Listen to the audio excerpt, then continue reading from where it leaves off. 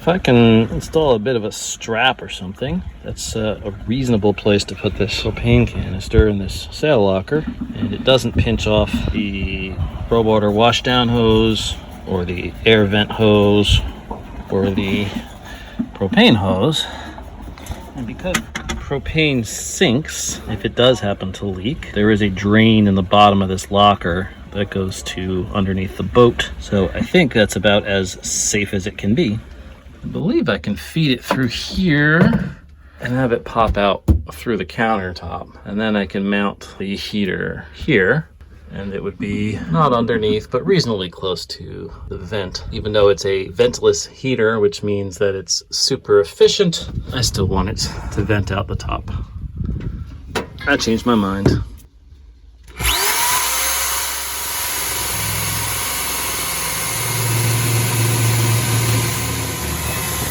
It.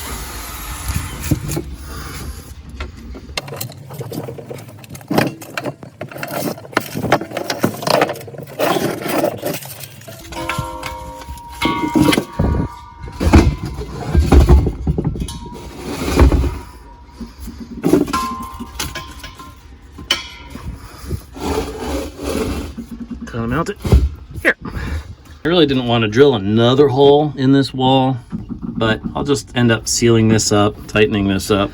And now I have much more length of my propane hose, so I can mount this thing a little further over on the wall. Okay, I took the dirty mirror, rotate it 90 degrees, move it over. I need to find a good way to seal this hole, but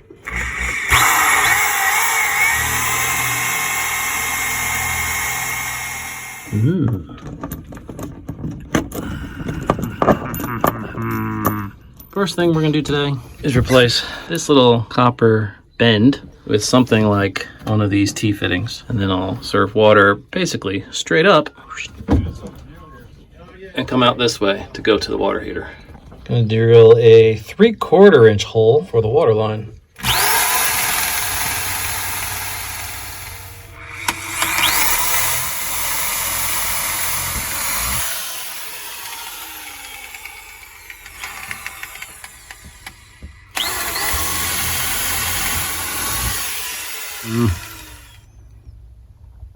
That could have been cleaner.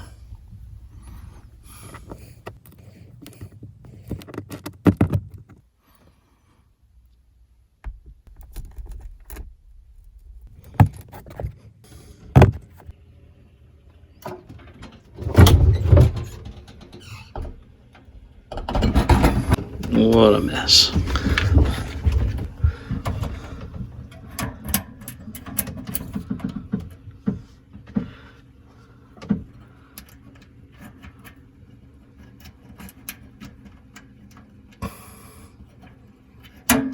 This thing's seriously in my way.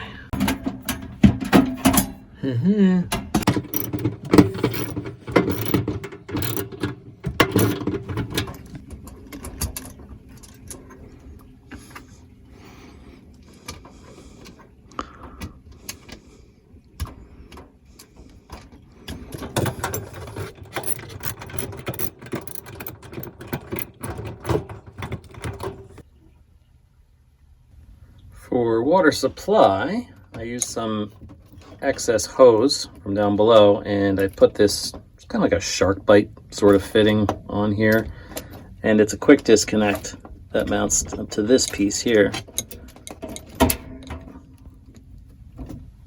So that should be that. Not leaking, finally. Any of the water connections, be it on the supply side or the hose, they have these little rubber gaskets, so I don't need to do any sort of thread sealant or anything for those because they're compression fittings.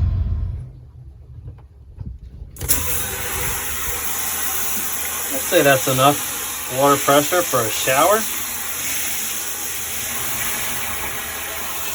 No leaks there.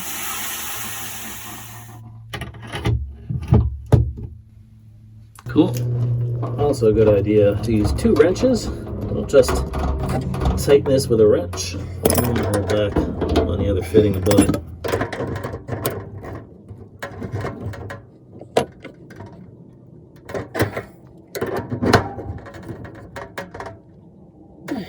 Now up here in the sail locker, before I actually strap this down so it doesn't move, I want to connect everything and make sure that everything works. And then I'll take everything out and clean up this absolute mess. And I'll strap this down. But I wanted to put a gauge on here. I found this one for a barbecue grill, but you know, it'll at least give me some idea of how much gas is in the system when it's turned on. And notice that these have little rubber fittings, right? So these are compression fittings. You don't need to put tape on them. And there's a little rubber seal in here as well. So first I'm going to connect this hose to this gauge. Notice it's the same kind of fitting. I could have just connected it straight to the tank, but I'll put this gauge in the middle here. And tight is good. And then I'm going to connect the whole thing to the tank and tight.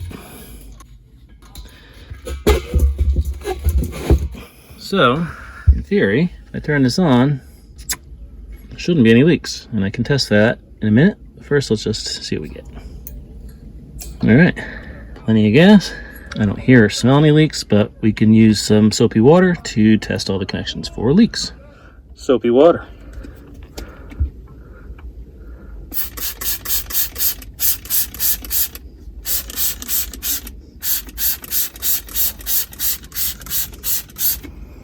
All I managed to do was make a mess out of my tank.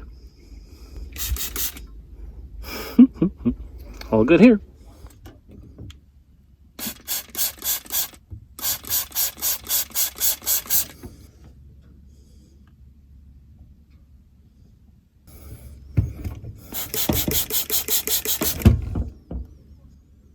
Looks good here. The igniter is battery powered. There's a switch here. On. So I'm going to leave this at minimum flame and maximum water pressure for now. And notice this is not on, which I think means it's not burning currently. And it's supposed to be when it senses a demand for water by turning this on. The water will flow and it will open up the solenoid, ignite, and presumably heat the water. So let's see. Now the light's on. You can hear the igniter ticky, ticky, ticky. I heard a flame. If you look up in there, you can even see a flame.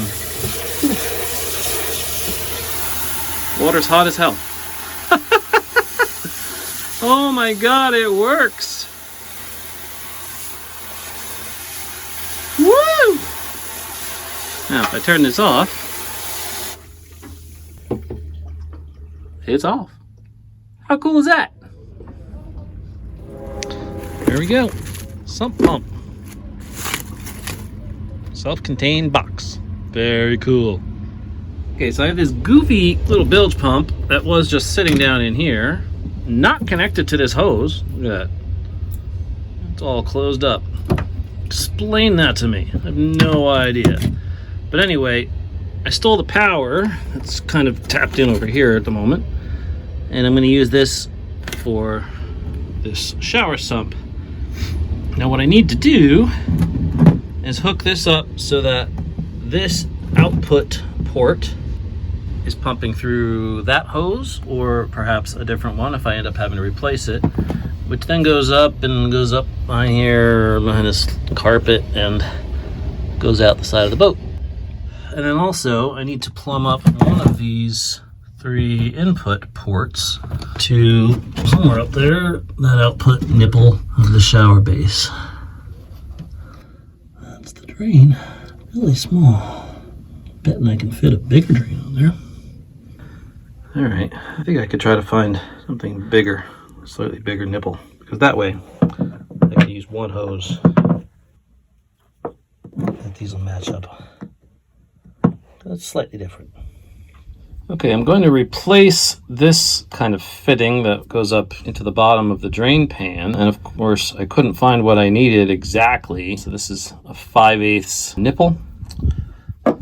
I need 3/4 nipple for the hose. So I have this, which has a male end on it. So I'm going to basically also attach this adapter here, and I'll end up recreating basically this configuration with a 3/4 inch nipple.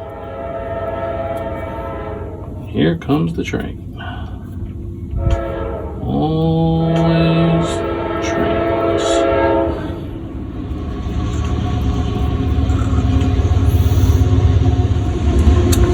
That's all she wrote. Try and ignore the wiring mess if you can. Put this on first. This is a nylon jam nut, I guess, that backs up and holds the little drain hole in place. It's also glued in, so it's not exactly necessary, but it's in there. Now this.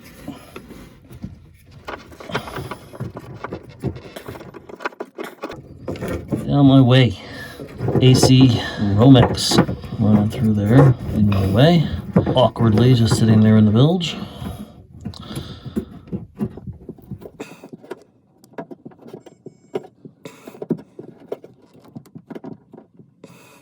Look at that. Pointing in the right direction. Cool. Tightened it. I went one full revolution. And it's still pointing in the right direction. I bought a bunch of this 3/4 inch inside diameter tubing. Kind of wish it was the type that had the cords running through it, but it's not. Even so, this is fairly expensive stuff. About 24 bucks for this 10-foot roll. But anyway, 3/4 inch, the right size.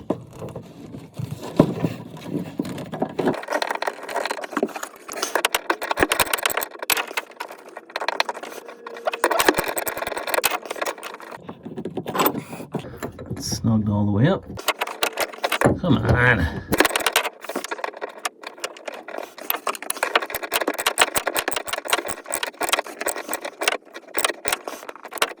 That's it. First hose is in place. Cool. For accessibility reasons, I think I'm going to put it right here in this front compartment. This is just better because I can access this thing, and it's a shorter run for the hoses too, which is nice, but not really what I was going for. I'm trying to put it back here. It's just too much in the way, basically the transducer. So if I try to mount it in front of the transducer, then I won't be able to actually open the lid or get to the hoses. And then put it behind the transducer, I can get to the hoses, but no shot in hell of ever opening. I just think this is a better option. So that's what I'm going to go with.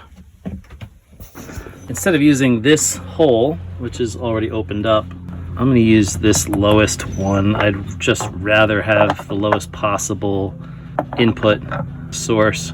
So I need to cut this off. This is not a cap. This is actually cast into this plastic. So I need to cut off this little section, and I can screw this on as the input, and I'll need to cap this one off.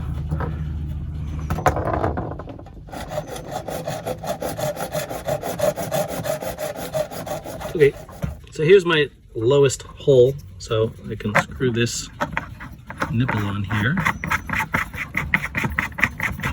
What about this one that's now left open? What I think I'm going to do is take this little circle that I cut off from here, and I'm going to silicone it to the inside of one of these extra oversized nipples, and then just screw that down on top. Okay, there's that. Drop my little circle in there. Now we've got a cap.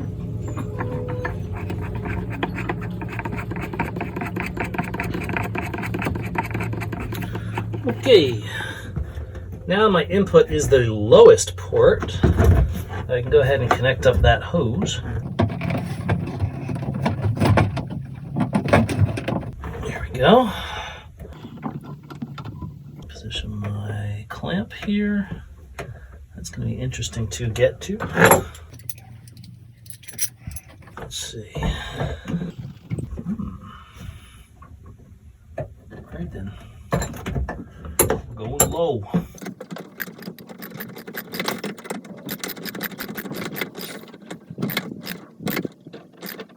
There we go. Cool.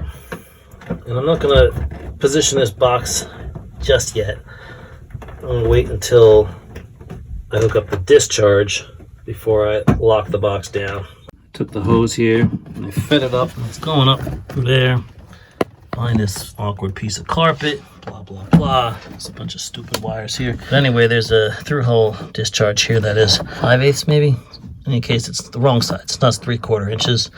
And there's a little piece of tubing slipped over that will act as an adapter. So not really what I want to do.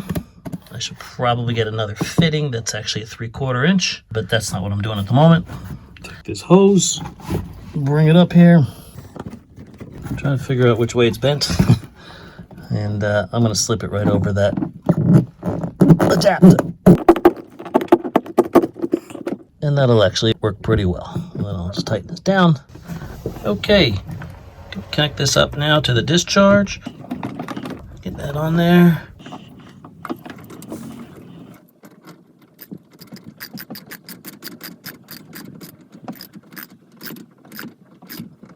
There we go. Input, output. Now I just need to figure out exactly where I'm going to mount it. Probably right around there. Put a couple screws in over here. Right there. These wires obviously have to be connected to power. Okay, I've marked 2 locations where I want to put screws. I'm just going to move this out of the way a little bit.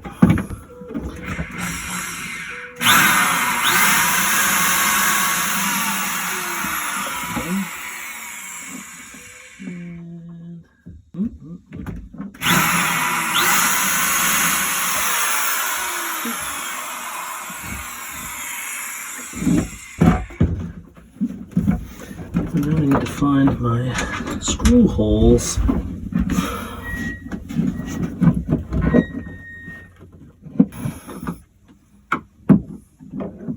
Of course I can't reach.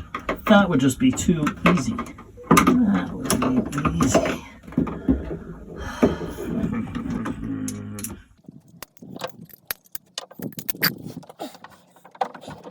It's on an angle.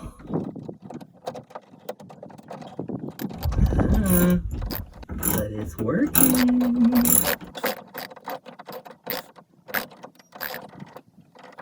Yeah, that one's good. This one, not yet.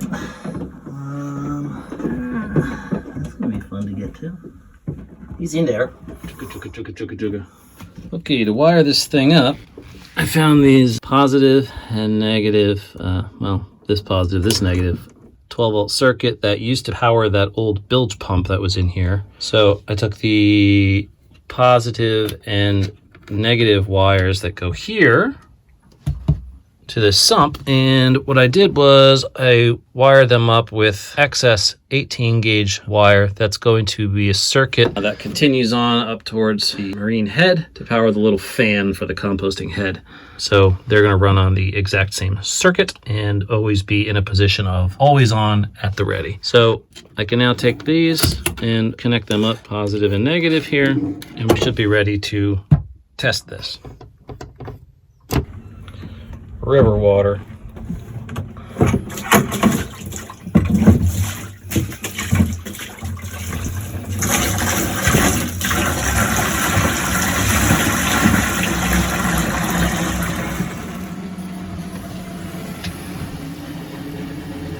There we go.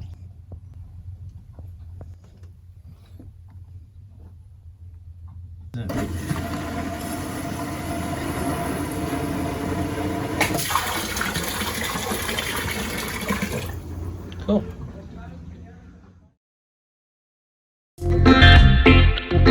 This was a bad idea. I'm pretty sure I've already said that. But in case you missed it, this was a bad idea.